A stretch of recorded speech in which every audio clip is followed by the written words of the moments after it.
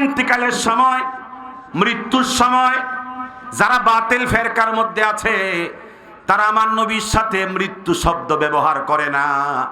তারা বলে মৃত্যু বললে হুজুরের সম্মান কমে যায়। অথচ আল্লাহ তাআলা বলেছেন ইন্নাকা মাইয়িতুন ওয়া ইন্নাহুম মাইয়িতুন। অতি ভক্তি সুরের লক্ষণ। বোঝেন নাই? হুজুরকে আমরা সম্মান করি, মোহাব্বত করি, ভালোবাসি, অতএব হুজুর মৃত্যুবরণ করে নাই, হুজুর পর্দা করছে। বেয়াদব। কোরআনের আয়াত স্বীকার করে তুমি এখন পর্দা কথা বলো। ইন্নাকা মাইয়িতুন ওয়া ইন্নাহুম মাইয়িতুন, কথা কয় না? আফা ইম্মাতা আও কুতিলা, যদি আপনি মৃত্যুবরণ করেন অথবা আপনি শহীদ হয়ে যান, মৃত্যু শব্দ আল্লাহ নিজে বলেছেন, আর তুমি এখানে সম্মান দেখাও। আমরা সম্মান দেখাই না, কথা কন না? অতএব কুল্লু নাফসিন যায়িকাতুল মাউত, তুমি কোন আয়াত অস্বীকার কইরা ভালোবাসা দেখাও, কথা কন না? এই ওয়াজ শুনবে তো কালকে কইব আমি ওহাবি। কি হইছে? ওহাবি হইলে অসুবিধা কি? ওহাবি তো আগে থেকেই ছিলাম, কথা বলেন না কেন? ওদের মাঠে ময়দানে আমি 20 বছর লড়াই করছি, এরপর আমি ওহাবি থাকি। লড়াই করি আমি, ওহাবি খেতাব দেয় আমারে। বাসাই রাস্তা ক্লিয়ার করি আমি, কথা কন? রাস্তা ক্লিয়ার করি আমি, আর আমারে ওহাবি বলে। পরে কইছে কইও, ভালো করে কইও, আমি 100% হইয়া লই, কথা কোন ঠিক কিনা? এবারে কও 100% বলো। এবারে তোমাদেরকে বাসায় আমি বাস কইরা মুনাজারা কইরা, আর তোমরা আমাকে ওহাবি কও। এবারে কও ভালো কইরা, রাস্তা ক্লিয়ার করে দিছি, কথা কোন ঠিক কিনা? একটা আজানে কেমন দিয়া কও, জামাত কায়েম করে বলো, কোনো সমস্যা নাই। আমি বললাম মিলাদ ক্যাম্প হাদিস কোরআনে নাই, কও ওহাবি। আমি বললাম ঈদে মিলাদুন নবী ফাও কথা, কথা কোন না? কও ওহাবি। আর এটা কইলে ওহাবি হয় কেন? এটা কি ওহাবি আলামত নাকি? হ্যাঁ, এটা কি ওহাবির আলামত? জায়গা পায় না, মূর্খতার জাহালতের মধ্যে ডুবে আছে। আল্লাহ হেফাজত করুন। একটা আমিন বলেন জোরে। তো বলছিলাম নবীজি, হাদিসটা খুব খেয়াল করেন, নবীজি কি বলছেন খুব মনোযোগ দিয়ে শোনেন। আয়েশা সিদ্দিকা বলেন যে ইন্না রাসূলুল্লাহ সাল্লাল্লাহু আলাইহি সাল্লাম কানা বাইনা ইয়াদাইহি রাকওয়াতুন আও উলবাতুন ফিহা মা। ইন্তিকালের সময়, মৃত্যুর সময় নবীজির সামনে একটা পানির পেয়ালা ছিল। কিসের পেয়ালা কোন? পানির পাত্র ছিল। ফাজআলা ইউদখিলু ইয়াদাইহি ফিহা ফিল মা। হুজুর মৃত্যুর যন্ত্রণা থেকে নিজেকে মুক্তির জন্য, একটু সামান্য উপকার হাসিল করার জন্য ফাজআলা ইউদখিলু ইয়াদাইহি ফিল মা, এই পাত্রের মধ্যে, পানির মধ্যে হাত ঢুকাচ্ছেন। আল্লাহ পাকের দরবারে আমার বক্তব্য শুরুতে আমি শুকরগুজার করছি যে আল্লাহ সুবহানাহু ওয়া তাআলা আমাকে হাক্কানিয়াতের পথে কবুল করেছেন। এজন্য আমি শুকরগুজার করছি। যে কোনোভাবে হোক আমি এই পথে উপস্থিত হতে পেরেছি। বহু বাধা, বহু প্রতিকূলতা, বহু ভালোবাসাকে বিসর্জন দিয়ে, দুনিয়ার অনেক প্রাচুর্যকে ত্যাগ করে আমি এই পথে এ পর্যন্ত হাজির হতে পেরেছি। এজন্য শুকরগুজার করছি মনিবের দরবারে। আমি হাক্কানিয়তের সাথে আমার মৃত্যু হবে, এটা যে আল্লাহ তাআলা আমাকে কপালে রেখেছেন, এজন্য শুকরগুজার করছি। আবারও মনিবের দরবার আমি নিজের ব্যক্তিগত শুকরিয়া প্রকাশ করছি, আলহামদুলিল্লাহ। সূরাত কাফ থেকে 19 নম্বর আয়াতে কারিমা তেলাওয়াত করেছি। আল্লাহ সুবহানাহু ওয়া তাআলা বলেছেন ওয়াজাআত সাকরাতুল মাউত বিল হক, যে অবশ্যই বাস্তবিকভাবে সত্য সত্য মৃত্যুর যন্ত্রণা আসবেই। একজন মানুষ জন্মের পরে তার মৃত্যু হবে, এটাই নির্ধারিত। তবে মৃত্যুর সময় কষ্ট যন্ত্রণা হবে, এটা আল্লাহ পাক চূড়ান্তভাবে এই আয়াতের মধ্যে স্পষ্ট করে দিয়েছেন। ওয়াজাআত, মুজারে না বলে মাজি বলা হয়েছে। যখন মুজারের স্থলে মাজি মানে ফার্স্ট টেন্স অতীতের ক্রিয়া উচ্চারিত হয়, বুঝতে হবে হবেই হবে, আসবেই আসবে। একজন ব্যক্তি নর হোক আর নারী হোক মৃত্যুর যন্ত্রণা হবেই হবে, এটা বিল হক, সত্য সত্য, কোনো সন্দেহ নাই। যালিকা মা কুনতা মিনহু তাহিদ, অথচ তুমি এই মৃত্যু থেকে পালানোর জন্য খুব চেষ্টা করো, কিন্তু মৃত্যু থেকে পালিয়ে থাকার কোনো সুযোগ, সকলে বলে না সুযোগ। বুখারী শরীফের 5330 নম্বর হাদিস আপনাদের মাঝে পেশ করেছি। হুজুর বলেছেন, নবীজি ইরশাদ করেছেন, কুল্লু ইমরিইন মুসাব্বাহুন ফি আহলিহি, প্রত্যেকটা মানুষ তার বিছনায় সকালবেলায় ভোর করে তার ফ্যামিলির সাথে ঘুম থেকে ওঠে। কথা বলেন না কেন? প্রত্যেকেই তার ফ্যামিলির সাথে তার পরিবারের মধ্যে সকালবেলায় ঘুম থেকে জাগ্রত হয়, তার বিছনা থেকে ঘুম থেকে ওঠে। ওয়াল মাউতু আদনা মিন শিরাকি নালিহি, অথচ মৃত্যু জুতা তার পিতা যেরকম কাছাকাছি, তার থেকেও মৃত্যু ওই বান্দার নিকটে থাকে। এই হাদিস আর এই আয়াতে কারিমার উপর আবর্তন করে আমি কিছু কথা কোরআন সুন্নাহ থেকে বলার চেষ্টা করব। আল্লাহ পাক আমাদের সকলকে শুনবার তৌফিক দান করেন।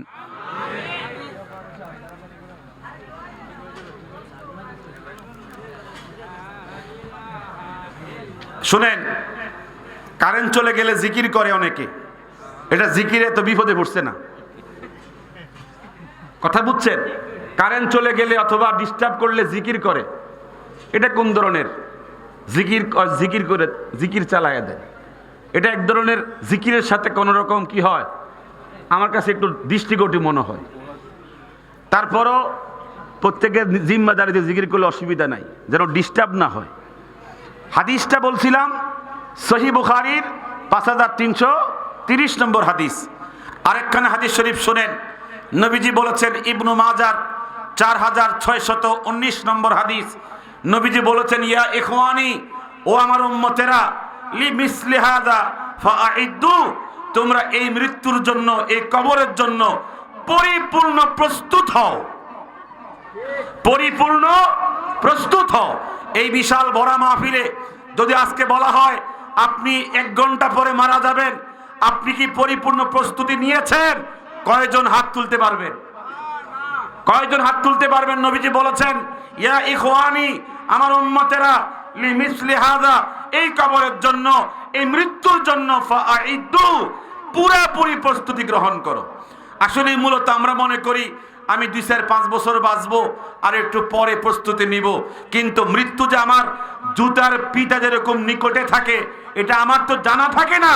এজন্য নবীজি বলেছেন, যখন তখন যে কোনো টাইমে তুমি মৃত্যুর জন্য প্রস্তুতি নিয়া প্রস্তুত থাইকো, যেন তুমি মৃত্যুর সাথে সাথে আল্লাহর মোলাকাত পেতে পারো।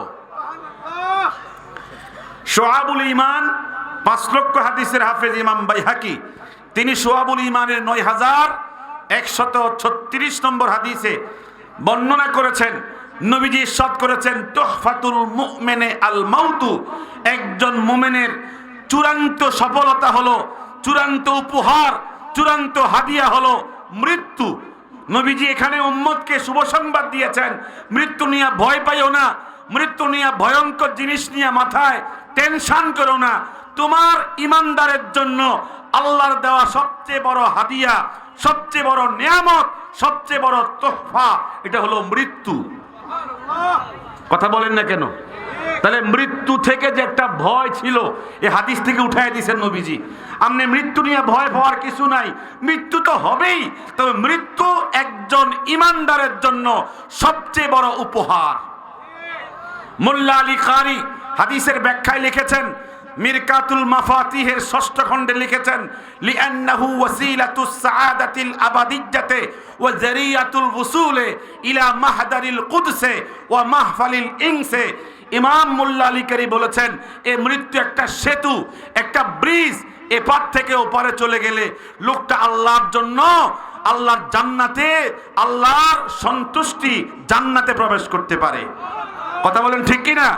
লিআন্নাহু ওয়াসিলাতুস সাআদাতিল আবাদিয়াতে, চূড়ান্ত সফলতা, চূড়ান্ত বিজয়, চূড়ান্ত সাকসেস ওই ব্যক্তি হতে পারে যে মৃত্যু নামক সেতু পার হয়ে আল্লাহর সাথে মুলাকাত করে।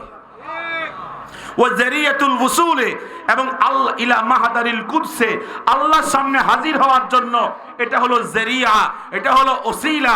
এর মাধ্যমে ব্যক্তি আল্লাহর মাবুদের কি হয়ে যায়, মুলাকাত পেয়ে যায়। ঠিক কি না? তাহলে মৃত্যু কি কোনো ভয়ের জিনিস? যে প্রস্তুতি নিয়ে রইছে এর জন্য মৃত্যু হাদিয়া, আর যে প্রস্তুত না, অপ্রস্তুত, হজ ফরজ হয়েছে হজ করে নাই, নামাজ ফরজ হয়েছে নামাজ পড়ে নাই, তার হালাল উপার্জনের জন্য প্রয়োজন ছিল, হালাল উপার্জন করে নাই, যেই ব্যক্তি মৃত্যু থেকে গাফেল সে ব্যক্তির জন্য মৃত্যু ভয়ঙ্কর জিনিস। আর যে মৃত্যুর জন্য প্রস্তুতি নিয়ে রয়েছে সে ব্যক্তির জন্য মৃত্যু হচ্ছে হাদিয়া। ঠিক কি না? বিশুদ্ধ বর্ণনা সহিহ বুখারী 6029 নম্বর হাদিস। عن عائشة رضي الله تعالى عنها قالت إن رسول الله صلى الله عليه وسلم كان بين يديه ركوة أو علبة فيها ماء। নবীজির মৃত্যুর সময় কেমন ছিল একটা হাদিস শরীফ মনোযোগ দিয়ে শুনেন।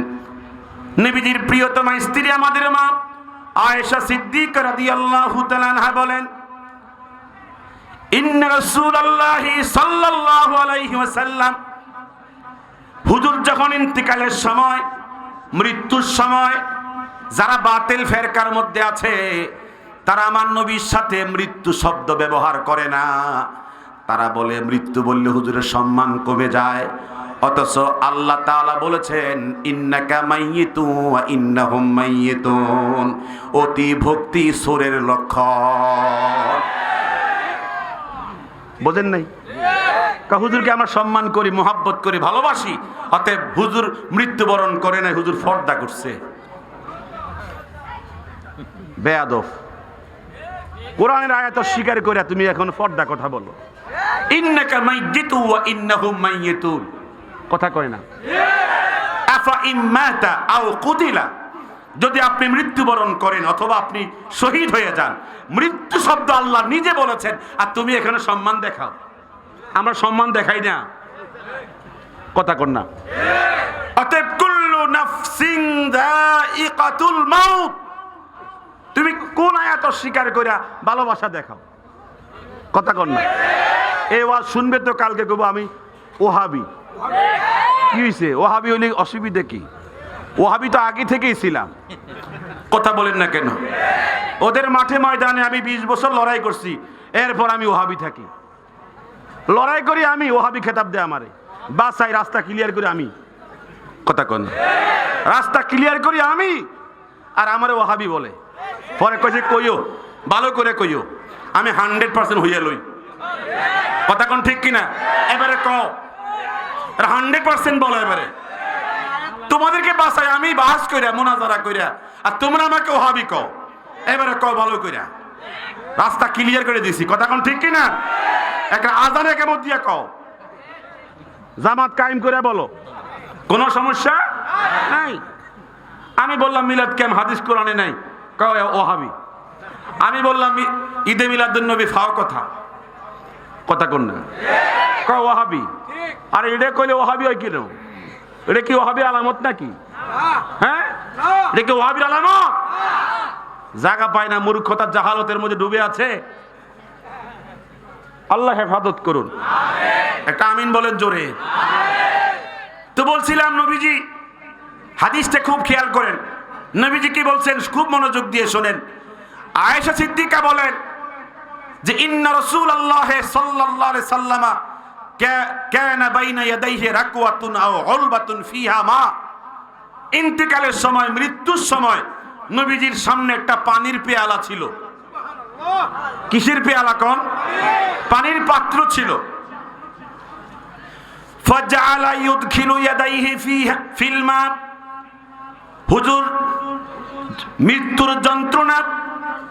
মৃত্যুর যন্ত্রণা থেকে নিজেকে মুক্তির জন্য একটু সামান্য উপকার হাসিল করার জন্য ফাজাআলা ইউদখিলু ইয়াদাইহি ফিল মা, এই পাত্রের মধ্যে পানির মধ্যে হাত ঢুকাচ্ছেন। কি ঢুকাইতেছেন? হাত মোবারক ঢুকাচ্ছিলেন। ফায়ামসাহু বিহিমা ওয়াজহাহু, হুজুরের হাত মোবারক পানিতে ঢুকাইয়া আবার পানি থেকে বের করে চেহারা মোবারকের মধ্যে ভিজা হাত মোবারক দিয়া মুছতেছেন, যাতে করে একটু কষ্টটা কম লাগে। দেখবেন প্রচন্ড গরমের মধ্যে ঠান্ডা পানি লাগলে ভালো লাগে, লাগে কিনা বলে? এইভাবে নবীজি বারবার পানির ভিতরে হাত ঢুকাচ্ছেন, আবার সেখান থেকে পানি থেকে হাত বের করে চেহারা মোবারকের মধ্যে হাত মুছতেছেন। সুম্মা ইয়াকুল, এরপরে বলতেছেন লা ইলাহা ইল্লাল্লাহ ইন্না লিল মাউতে সাকারাত। হুজুর বলতেছিলেন, উম্মতেরা শোনো, মৃত্যুর সময় ছেলের কথা বলো না, মেয়ের কথা বলো না, সম্পদ সম্পত্তির কথা বলো না। মৃত্যুর সময় বেশি বেশি যতক্ষণ তোমার মস্তিষ্কের মধ্যে তোমার বিবেক বিচ্ছিন্ন না হয়, তোমার হুঁশ যতক্ষণ থাকে, অতক্ষণ পইরো লা ইলাহা ইল্লাল্লাহ। হুজুর তখন কালেমা পড়ছিলেন। কি পড়ছিলেন? আর বলছিলেন ইন্নালিল মাউতি সাকারাত। উম্মতেরা শোনো, মৃত্যুর সময় যন্ত্রণা অনেক, সাকারাত, সাকারাত অনেক যন্ত্রণা, অনেক কষ্ট। এই মৃত্যুর জন্য প্রস্তুতি গ্রহণ করো, সতর্ক থাকো, সাবধান থাকো। মৃত্যুর সময় যেন কোনো কারণে শয়তানের সমস্ত কুমন্ত্রণা থেকে মুক্তি না পাইয়া কালেমা নসিব না হয়, এমন সতর্ক থাইকো। ইমাম গাজ্জালি লিখেছেন, মুকাশাফাতুল কুলুবের মধ্যে লিখেছেন, যখন মুমিন বান্দা মৃত্যুর সময় হাজির হয়ে যায়, চতুর্দিকে শয়তান, বড় বড় পারদর্শী শয়তানদেরকে পাহারায় বসায়া দেয় আর বলে, তুই তার বাবার চেহারা ধারণ কর, তুই তার মায়ের চেহারা ধারণ কর, তুই তার ছেলের চেহারা ধারণ কর, প্রত্যেকেই তার আত্মীয় স্বজনের চেহারা ধারণ কর। ধারণ করে এই আলেম, এই মুফতি মুহাদ্দিস, এই আবেদ, এই আল্লাহর ওলিকে বেঈমান করার জন্য চেষ্টা কর। ওই মুহূর্তে গায়ে শক্তি থাকে না, বিরক্তিকর পরিস্থিতি থাকে। এজন্য ওই টাইমে শয়তান অনেক মুসলমানকে বেঈমান করার জন্য সুযোগ পেয়ে যায়, ঠিক কিনা? এই জন্য ইন্নামাল আমালু বিল খাওয়াতিম বলা হয়েছে। এই জন্য শেষ মৃত্যুর সময় ব্যক্তির কালেমা নসিব হয়েছে কিনা। হুজুর বলেছেন, লাক্কিনু মাউতাকুম বিলা ইলাহা ইল্লাল্লাহ, তোমরা তালকিন করো, বেশি বেশি শিখায়া দিও। কারে? যে মারাজে মওতের মধ্যে আছে, বেশি বেশি শিখায়া দিও এই কালেমা লা ইলাহা ইল্লাল্লাহ, যেন শয়তান তার অন্তর থেকে কালেমা ছুটাইতে না পারে। বেশি বেশি তালকিন করো। আমরা বলি আলহামদুলিল্লাহ। সহিহ হাদিসের মধ্যে বর্ণিত, ইমাম তিরমিজি 5-6 লক্ষ হাদিসের হাফেজ, তিনি বর্ণনা করেছেন, আনা আয়েশা রাদিয়াল্লাহু তাআলা আনহা قالت سمعت رسول الله صلى الله عليه وسلم يقول اللهم إني أعوذ بك من سكرات الموت। এই দোয়াটা আজকে এই মুহূর্তে মুখস্থ করে নিয়েন, কাজে লাগবে। কষ্ট হচ্ছে আপনাদের? কি সমস্যা হচ্ছে আপনাদের? হাদিস খানা বর্ণিত সহিহ সনদে, নবীজির স্ত্রী আয়েশা সিদ্দিকা বলেন, আমি নবীজিকে বলতে শুনেছি, হুজুরের জিন্দেগিতে যখনই নবীজি সুযোগ পাইতেন এই দোয়া পড়তেন, আল্লাহুম্মা ইন্নী আউযু বিকা মিন সাকারাতিল মাউত। আল্লাহ, তোমার কাছে ফানা চাই, তোমার কাছে আশ্রয় চাই, মৃত্যুর কষ্ট আর যন্ত্রণা থেকে আমাকে তুমি মৃত্যুর সময় কষ্ট কমায়া দিও। এটা হুজুর তালিমের জন্য পড়ছেন। কিসের জন্য? উম্মতকে তালিম দেওয়ার জন্য। এখানে যারা আমার সামনে আছেন, বলেন তো দিনে কয়বার পড়ি, মাসে কয়বার পড়ি, বছরে কয়বার পড়ি? এমনও তো আসি জীবনও পড়ছি না। কথা কোন আসি না? এই যে মৃত্যু নামক এই জায়গা দিয়ে আমাকে ঢুকতে হবে, আমি কয়দিন এই দোয়াটা পড়েছি? হুজুর নিজে বলেছেন, আল্লাহুম্মা ইন্নী আউযু বিকা মিন সাকারাতিল মাউত। আল্লাহ, আমাকে মৃত্যুর কষ্ট থেকে বাঁচায় দিও। বাবা, আমি 40টা হাদিস এই মৃত্যুর কষ্টের উপরে মুখস্থ করেছি, শুধু এই বিষয়ের উপরে। এমন কোনো বাংলাদেশের মাঠ নাই আমি হাদিসগুলো বললে সাধারণ লোকেরা শুনবে, কারণ সাধারণ লোকরা শুধুমাত্র কিসসা কাহিনী, কোন হুজুরের সুর বেশি, কোন হুজুরের টান বেশি, কথা কন। এই জন্য ইতস্ত করি, আসলে এই হাদিস দিয়ে মুখস্থ করতেছি, বলতে পারবো কিনা টেনশনে থাকি, কারণ সাধারণ লোকেরা এখন ওই এগুলো কম পছন্দ করে। আপনাদের কষ্ট হচ্ছে না তো? এই হাদিসটা মনোযোগ দিয়ে শুনেন।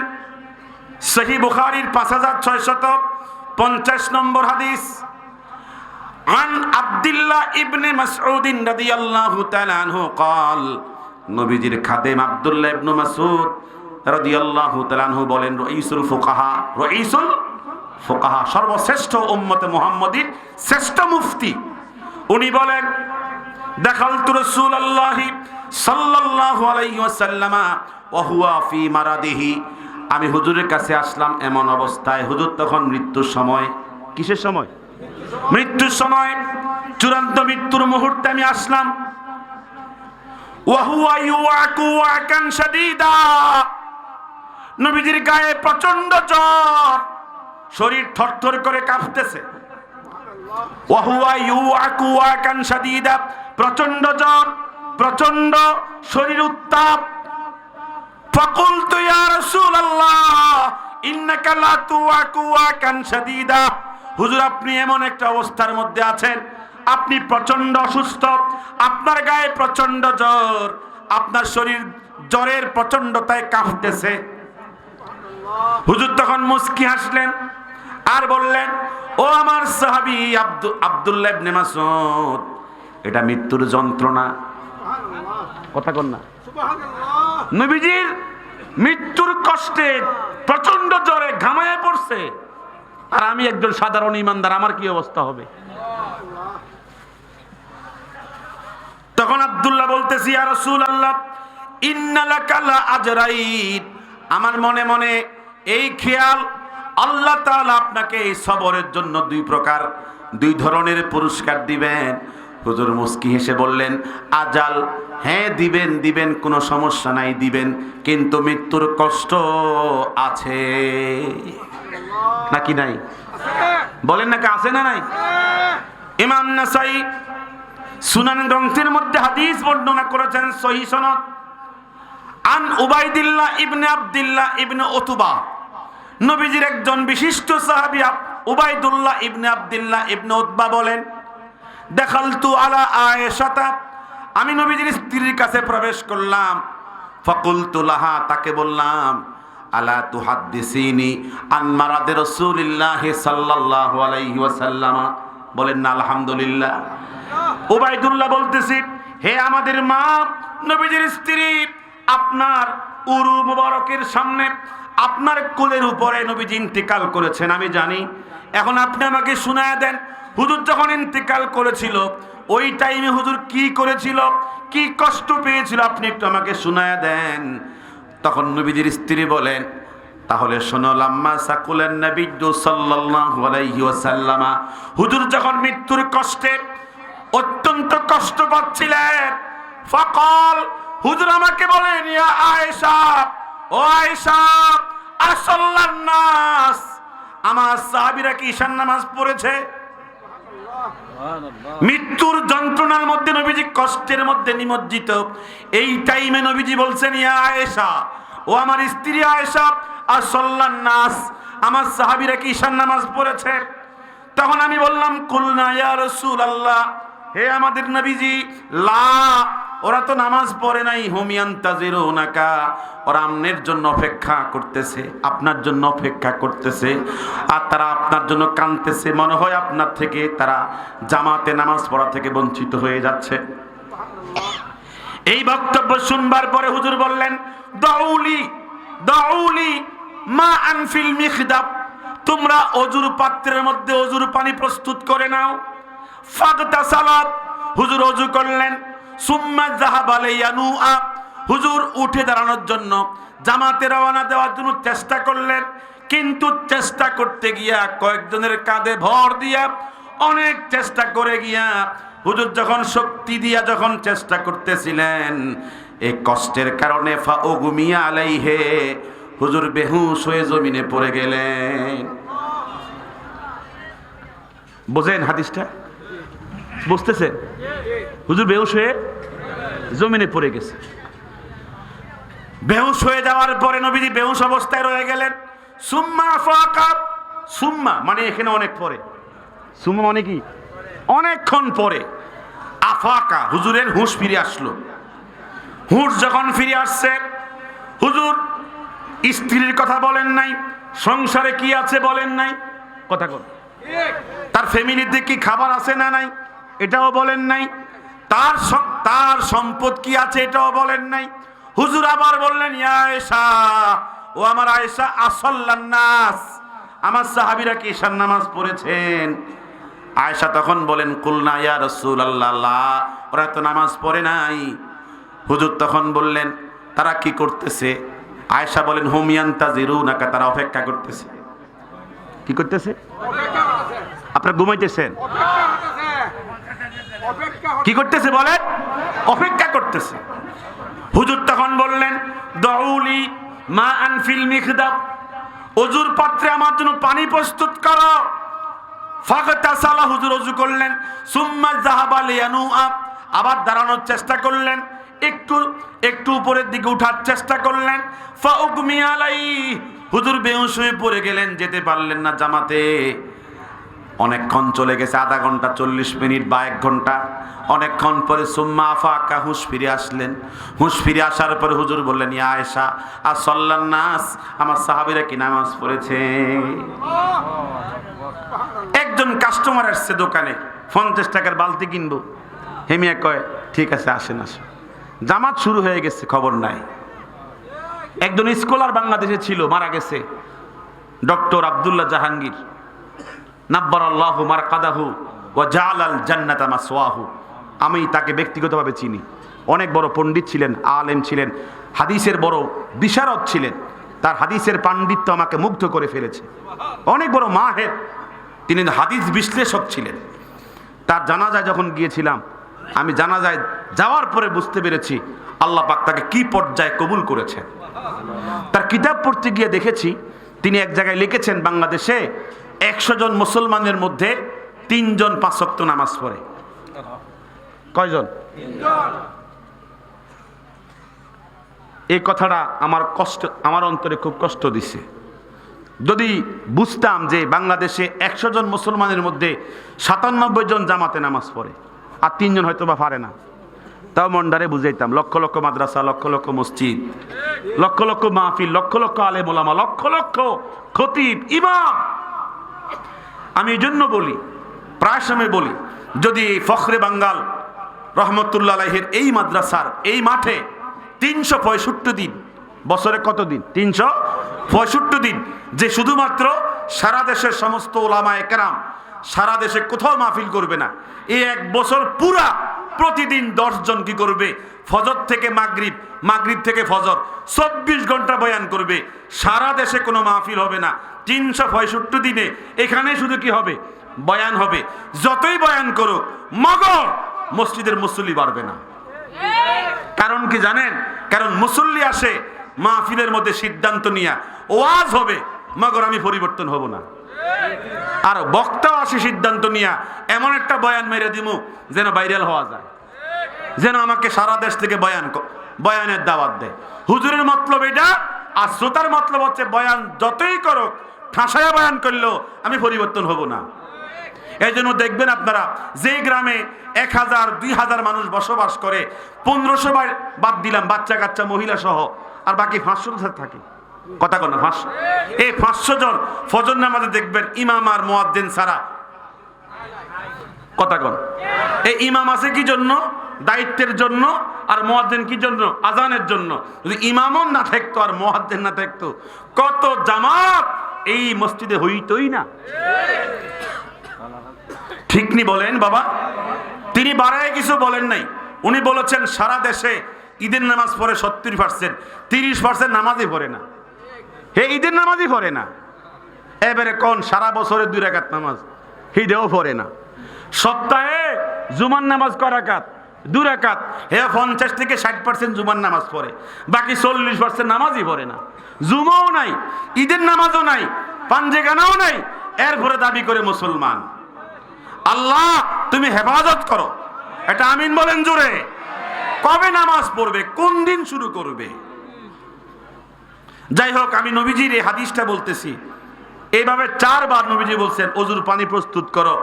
প্রস্তুত করা হলে ওযু করছে, চেষ্টা করছে জামাতে যাওয়ার জন্য, আবার বেহুশ হয়ে পড়ে গেছে। এই যে হাদিসটা শুনাইলাম, কেন শুনাইছি জানেন? এই জন্য শুনাইছি, হুজুর ইন্তেকালের সময় অনেক কষ্টে, অনেক ব্যথা নিয়ে উম্মতেরে বলে নাই। কি বলছে উম্মতেরে? ইসলাহি কুতুবাত একখানা কিতাব, শেখুল ইসলাম ইমাম তাকি উসমানী, উনি আমাদের পৃথিবীতে এখন বর্তমানের বিস্ময়, এমন এক আজীব এক আল্লাহ আমাদের জন্য নেয়ামত রেখেছেন, এক আশ্চর্যকর বিস্ময়। তার মতো প্রখর মেধাবী পৃথিবীতে মনে হয় 10 জনের মধ্যে তিনি একজন। আল্লাহ তার নেক হায়াত নসিব করুন। এটা আমিন বলেন জোরে। তাকমিলাতু ফাথিল মুলহিম মুসলিম শরীফের সরা লিখছেন, উনি বাড়ি পাকিস্তান, এমন আরবিতে সরা লিখছে, উনি যে আরবের লোক না, উনি যে অনারব, মানে আরবের বাহিরের দেশের লোক, এটা বুঝাই যায় না। এই কি আশ্চর্যকর মানুষ। এই তাকি উসমানী সাহেব কুতুবাত লিখছেন, ইসলাহি কুতুবাত। এর মধ্যে পেয়েছি যে আবু বকর সিদ্দিক সাইয়্যিদুল মুমিনিন, মুমিনদের নেতা, আমাদের সবার নেতা, কথা কোন, সবচেয়ে বড় মুমিন। উনার যখন মারা যায়, মাউত, মৃত্যুর সময় আসছে, ক্বালা আহিব্বাউহু, তার বন্ধু বান্ধব, তার নিকট আত্মীয় স্বজন বলতেছে, নুরিদু আন্না আতিয়া লাকা তাবিবা, আমনের চিকিৎসার জন্য আমরা চাইতেছি একজন ডাক্তার নিয়ে আসবো।